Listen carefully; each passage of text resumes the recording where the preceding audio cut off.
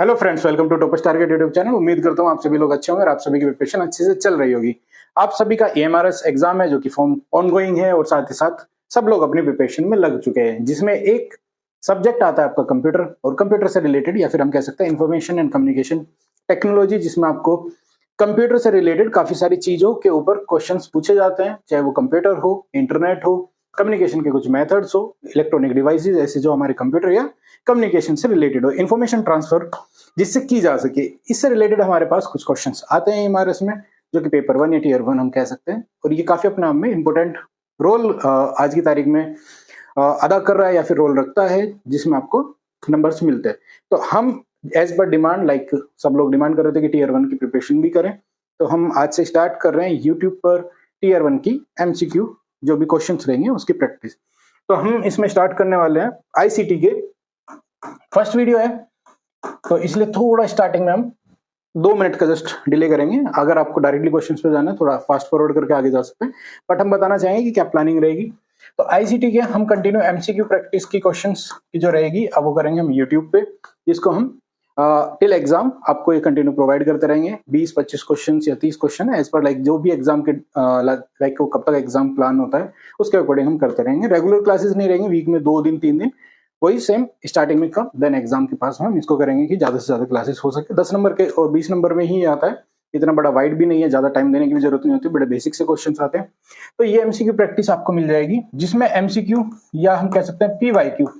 अब देखिए ईएमआरएस ये सेकंड टाइम है, बट इससे पहले भी बाकी एग्जाम्स या फिर हमारे अलग अलग लेवल पे जो कंप्यूटर बेसिक नॉलेज के लिए पूछा जाता है उनके जो प्रीवियस ईयर क्वेश्चन रहेंगे उनको भी हम कंसिडर करेंगे, जो कि आपको दोनों मिल जाएंगे यूट्यूब पर। ठीक है, जो YouTube पर रहेगा ये टोटली सभी के लिए क्या है, फ्री ऑफ कॉस्ट है, कोई सब्सक्रिप्शन या किसी चीज के लिए नहीं। बस हम चाहेंगे कि आप ज्यादा से ज्यादा सब्सक्राइब करें चैनल को और अपने फ्रेंड सर्कल में ज्यादा से ज्यादा शेयर करें। एटलीस्ट उससे हमें क्या होता है कि जो भी लोग ज्यादा जुड़ते हैं हमें उससे मोटिवेशन मिलता है और हम और अच्छे से काम कर सकते हैं। ठीक है, तो यूट्यूब पर रहेगा, कंटिन्यूसली क्लास मिलती रहेगी आपको एग्जाम के लिए आईसीटी की, जो कि आपका क्या है ईएमआरएस के लिए, आईसीटी के लिए।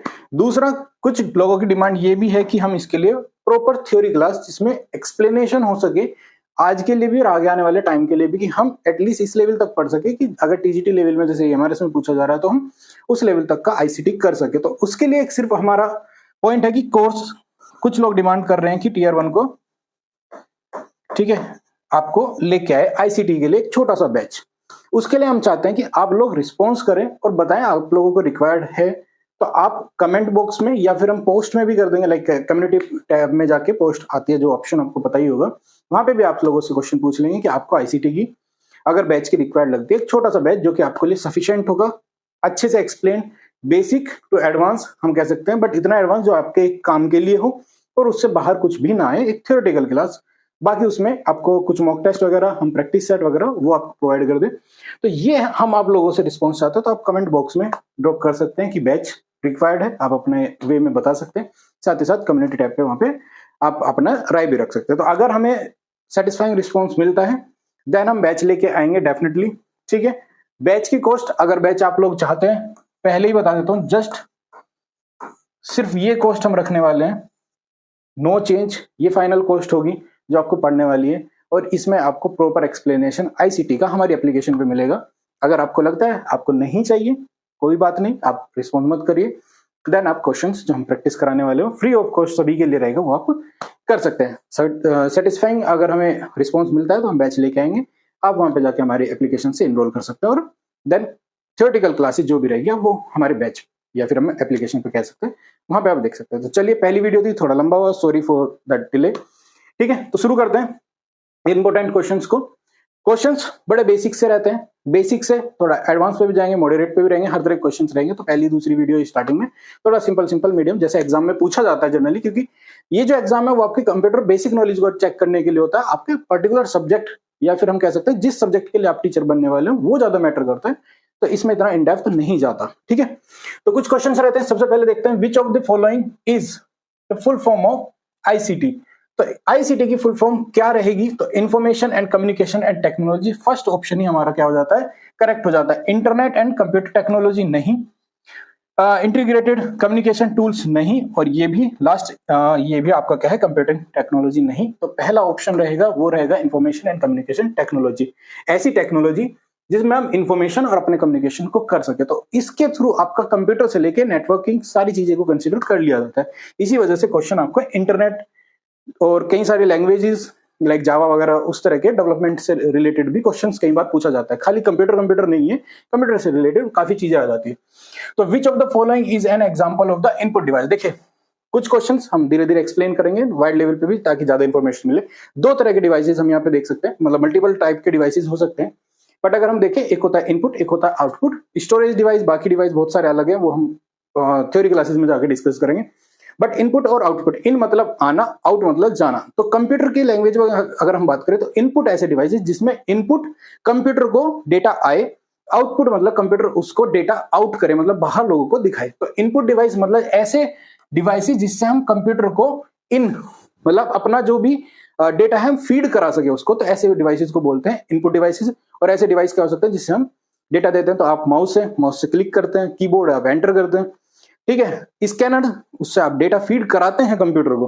तो ऐसे जो डिवाइसेस होंगे वो सारे क्या होते हैं, इनपुट डिवाइस। आउटपुट ऐसे जैसे मॉनिटर, प्रिंटर, ठीक है, स्पीकर, ये सब क्या हो जाएंगे आपके आउटपुट डिवाइस। तो देख लेते हैं।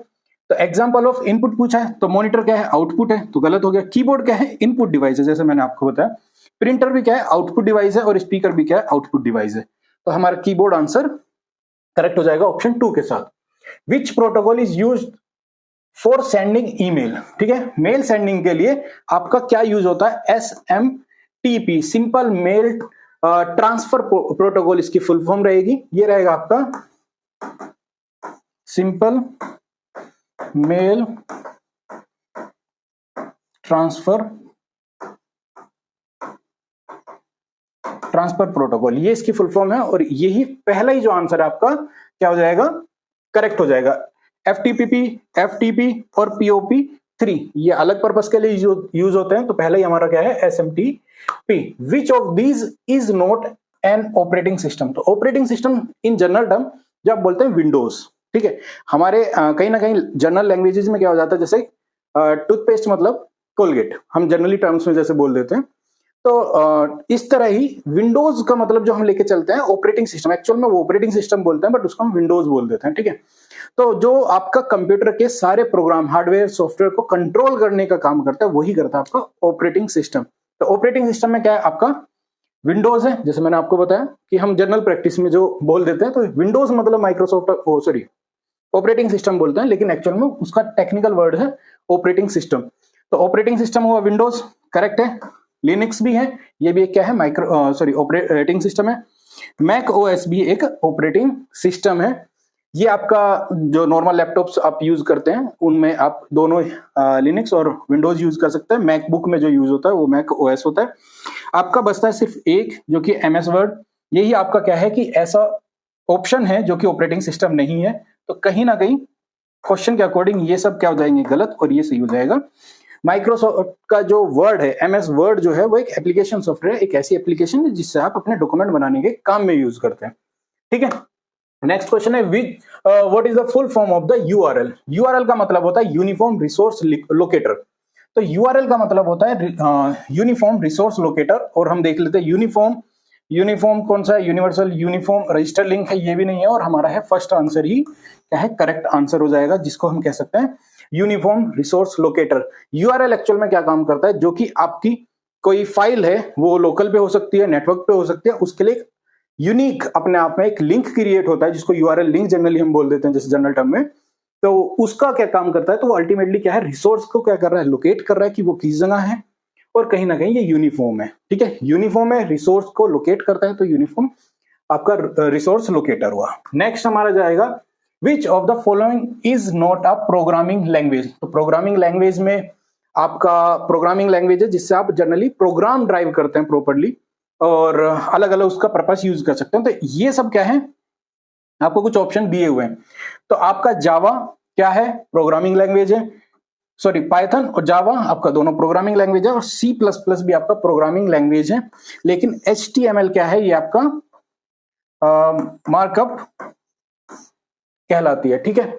इसको हम एक तरह से समझ सकते हैं प्रोग्रामिंग लैंग्वेज ऐसे लैंग्वेज है जिसमें आप लॉजिक लिखते हैं कि आपका प्रोग्राम किस तरह से, आपका कोई सॉफ्टवेयर वो किस तरह से रन होने वाला है। लेकिन जो कि आपका HTML है वो एक फ्रंट एंड का काम करता है, जिसमें हम जो आपको रिजल्ट एक तरह से हमारा जो दिखता है वो ड्राइव होता है हमारा HTML के केस में। डिटेल में डिस्कशन बाद में रहेगा, बट आंसर रहेगा हमारा HTML का case. What is the main function of the RAM? RAM क्या करती है? ठीक है, आपकी जो रैम क्या करती है, रैम करती है आपका to storage the permanent data, नहीं, ये होता है to store temporary data. Yes, तो जो रैम है वो आपका क्या करती है, जो टेम्परेरी डेटा को स्टोर करती है, या फिर हम कह सकते हैं किसी सॉफ्टवेयर या किसी चीज को या डाटा को रन करने के लिए जो टेम्परेरी फाइल जनरेट करती है या टेम्परेरी स्टोर करती है, उसी को हम बोलते हैं रैम। ये दो तरह की हम जनरली हम रैम और रोम दो अलग अलग पढ़ते हैं, read only memory and random access memory. तो ये रैंडम एक्सेस मेमोरी है और इसका जो होता है काम टेम्परेरी डेटा को स्टोर करना होता है। परमानेंट के लिए रोम यूज होता है। नेक्स्ट है which of the following is an example of the cloud storage? तो क्लाउड स्टोरेज बादल में होने वाला स्टोरेज काइंड ऑफ। तो क्लाउड स्टोरेज का मतलब होता है एक तरह से आप इंटरनेट पे जो डेटा जो आप अपना कहीं स्टोर करेंगे तो उसको कहेंगे हम क्लाउड स्टोरेज। ठीक है, तो इंटरनेट पे, ना कि हार्ड डिस्क में, ना ही हमारा हार्डवेयर में अल्टीमेटली हम ना सेव करके उसको सॉफ्टवेयर के थ्रू कहीं ड्रॉप करते हैं, उसको क्लाउड स्टोरेज बोलते हैं।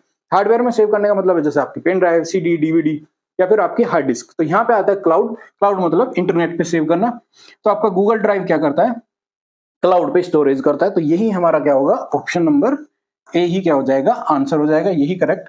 आपका हार्ड डिस्क, पेन ड्राइव और DVD क्या होगा, ये फिजिकली हार्डवेयर में आपको एक तरह से हम कह सकते हैं वहां पे आपका स्टोरेज होता है। ये क्लाउड में होगा, तो क्लाउड में करता है ड्राइव।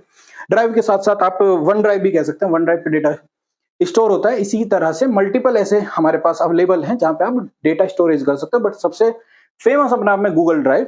वन ड्राइव जो है माइक्रोसॉफ्ट का है, गूगल ड्राइव आपका है गूगल का है। ठीक है, तो इसके साथ ही नेक्स्ट पे जाएंगे। नेक्स्ट में जाते हैं, what does fishing means in ICT security? ये अपने आप में रिसेंटली आपने सुना भी होगा, फिशिंग है, और इवन हमने इस पे वीडियो भी बनाई थी। तो कुछ टर्म्स ऐसी हैं जो कि साइबर सिक्योरिटी या फिर हम कह सकते हैं साइबर थ्रेट से रिलेटेड हो सकती हैं, जहां पे साइबर में मतलब आपके इंटरनेट के थ्रू आपके डेटा चुराने का या फिर आपका किसी चीज को मिसयूज करने का, इंफॉर्मेशन निकालने का अलग अलग तरीका होता है, उसी को हम फिशिंग बोलते हैं। फिशिंग में जनरली क्या होता है, आपकी सिक्योरिटी का विदाउट परमिशन एक्सेस लेना होगा और उसका से आपको डेटा ब्रीच किया जा सके, आपकी डेटा या आपकी इंफॉर्मेशन ली जा सके और उसका अपने फायदे के लिए किसी भी तरह के काम में लिया जा सके। तो उसी टर्म को हम कहते हैं फिशिंग।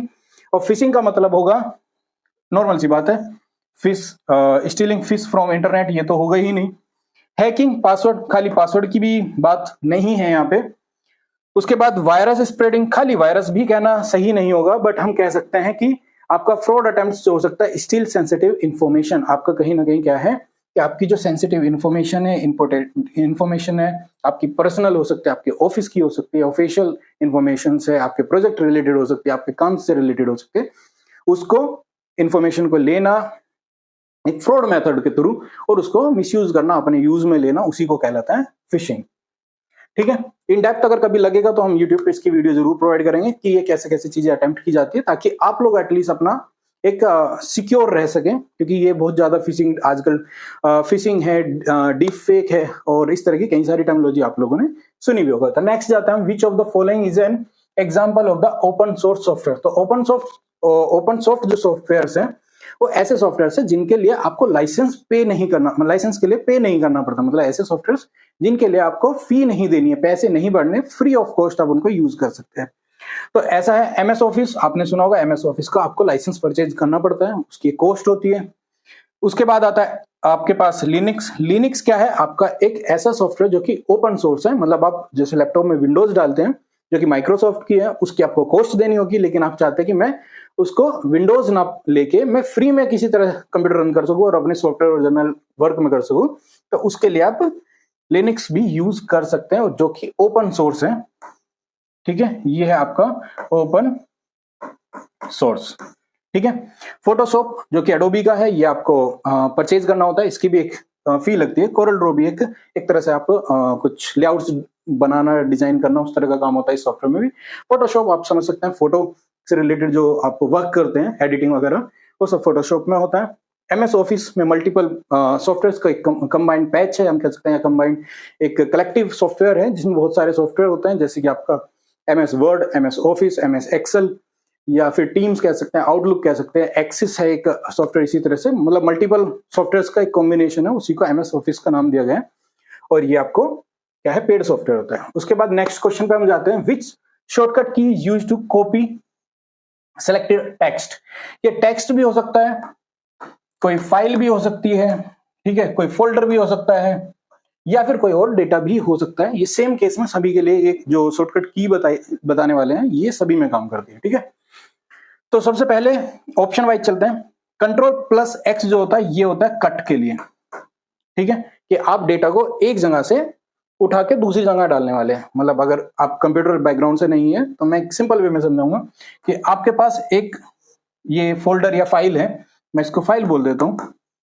आप चाहते हो इसको उठा के यहां पे रख देना, ठीक है, तो आप इसको क्या कर सकते हैं, आपने ये पकड़ा और इसको, ठीक है, ये अपना सॉरी, ठीक है, ये फाइल है, आप चाहते हैं इसको कहीं मूव करना, तो आप इसको क्या करेंगे, मूव करेंगे इस तरह। मतलब आपने एक प्लेस से दूसरे प्लेस पे ले गए, इसको कहते हैं हम कट, ठीक है, कंप्यूटर की लैंग्वेज में। तो Ctrl+X का मतलब होता है कट, Ctrl+V का मतलब होता है पेस्ट। ये जब आपने कट किया, एक्स किया मतलब वहां से उठाया, लेकिन कहां पे रखना है वो भी कंप्यूटर को कमांड आपको देनी पड़ेगी, तो उसको बोलते हैं पेस्ट। तो जब आपने यहां से उठाया लेकिन यहां पे ड्रॉप करना है, यहां पे ड्रॉप करना है, किस फोल्डर में ड्रॉप करना अल्टीमेटली, या किस लोकेशन पे, तो उसके लिए यूज होता है पेस्ट, ठीक है। Ctrl+C जो होता है वो होता है कॉपी के लिए, ठीक है, कॉपी के लिए। कॉपी का सिंपल क्या मतलब है कि मैं इसको भी यहां पे रखूं, ओके, ऑप्शन देख लेता हूं, कॉपी मिलेगा क्या मुझे, ये क्लोन, ओके, ये होता है कॉपी। तो ये मल्टीपल टाइम आप इस चीज को रख सकते हैं, जहां पे ये ऑलरेडी है वहां पे भी रहेगा, और यहां से आपने कहीं डेटा इसको ले लिया, एक फाइल से दूसरी फाइल के बीच में डेटा हो सकता है, कोई टेक्स्ट हो सकता है डायरेक्टली वन जगह से सेकंड जगह, या आप व्हाट्सएप पे जनरली देखा होगा कि आप अपने टेक्स्ट को कॉपी करते हैं और दूसरे के इनबॉक्स में डाके ड्रॉप कर सकते हैं, तो उसी को हम कहते हैं कॉपी। वो फाइल के केस में, टेक्स्ट के केस में, कंप्यूटर में इसके लिए शॉर्टकट है, वरना बाकी जो टैब है मोबाइल है उसके केस में डायरेक्टली ऑप्शन आता है। तो एक्स मतलब कट, पेस्ट मतलब वी, और सी का मतलब होता है कॉपी, और ये होता है अंडू, मतलब जो आपने किया उसको वापस रिवर्ट करना। तो ये मैंने जो टास्क किया था इसको मुझे हटा देना है, ये यूज नहीं करना वन की में, जस्ट मैं Ctrl+Z करूंगा तो वो वापस बैक स्टेप पे आ जाता है, जो पहले था उस स्टेप पे आ जाएगा, ठीक है। तो इसके अकॉर्डिंग टेक्स्ट का क्या है आपका Ctrl+C। उसके बाद विच of these is a search engine, ठीक है। तो सर्च इंजन आपको पता ही है कि आपका गूगल क्या है, सर्च इंजन है। फेसबुक, व्हाट्सएप, जीमेल, जीमेल आपका क्या है, एक कह सकते हैं ईमेल फैसिलिटी प्रोवाइड करता है, मेल फैसिलिटी प्रोवाइड करता है। व्हाट्सएप क्या है आपका, सोशल साइट है, और फेसबुक भी क्या है आपकी सोशल साइट है। नेक्स्ट है which of the following is a web browser. Web browser क्या है कि एक ऐसे सॉफ्टवेयर जिनको के थ्रू हम इंटरनेट पे ब्राउज कर सकें, मतलब चीजों को सर्च कर सकें, अपनी कोई रिक्वायरमेंट है, आंसर है, पीडीएफ है, डॉक्यूमेंट है, कोई हम इंटरनेट पे सर्च कर सके, किसी व्यक्ति को, विशेष को, या कोई भी इंफॉर्मेशन हम गैदर कर सके। तो उन इंफॉर्मेशन को सर्च करने के लिए कि कहाँ के थ्रू, किस आपके पास क्या माध्यम होगा, तो वो माध्यम ही कहलाता है, वो मीडियम ही कहलाता है वेब ब्राउजर। कि वेब पे आपको ब्राउज करना है, मतलब वेब में हमको कोई चीज ढूंढनी है तो उसके लिए एक्सेल एक डेटा क्रिएशन सीट होती है। मोजिला फायरफॉक्स जो होता है वो आपका एक ब्राउजर है।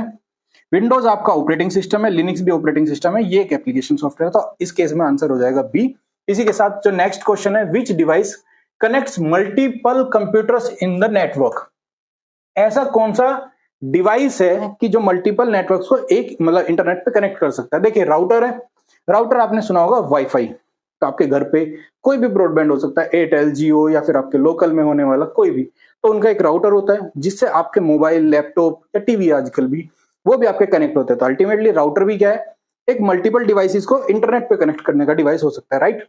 ऐसे ही हब है, स्विच है, ये तीनों ही क्या है, एक ऐसे डिवाइसेस हैं जो कि आपको मल्टीपल कंप्यूटर्स को आप कनेक्ट कर सकते हैं इंटरनेट पे। तो इस केस में हमारा जो ऑप्शन 4 है ये आपका हो जाएगा राइट आंसर। नेक्स्ट के साथ जाएंगे, विच of these is an example of malware. Malware मतलब होता है वायरस काइंड ऑफ, ठीक है, इसको जनरल टर्म में वायरस बोल सकते हो, ठीक है। एंटीवायरस, तो ये तो एंटी है, मतलब वायरस तो नहीं है, उसका अपोज करने वाला है जो कि आपको सिक्योरिटी देता है। फायरवॉल, फायरवॉल क्या होता है कि एक ऐसी टर्मिनोलॉजी है, फायर मतलब और आग, और वॉल अगर आप देखेंगे तो फायर से बचाने वाली वॉल। इसी तरह से फायरवॉल नेटवर्क में एक बैरियर का काम करती है, जो कि आपके अनवांटेड एक्सेस या फिर कहीं एक्सेस लिमिटेशन लगाना है तो हम फायरवॉल क्रिएट कर सकते हैं। तो ये भी क्या होता है, प्रोटेक्शन टाइप में। वीपीएन भी सिक्योरिटी देता है, लेकिन जो आपका ट्रोजन हॉर्स जो है वो एक वायरस है, ठीक है।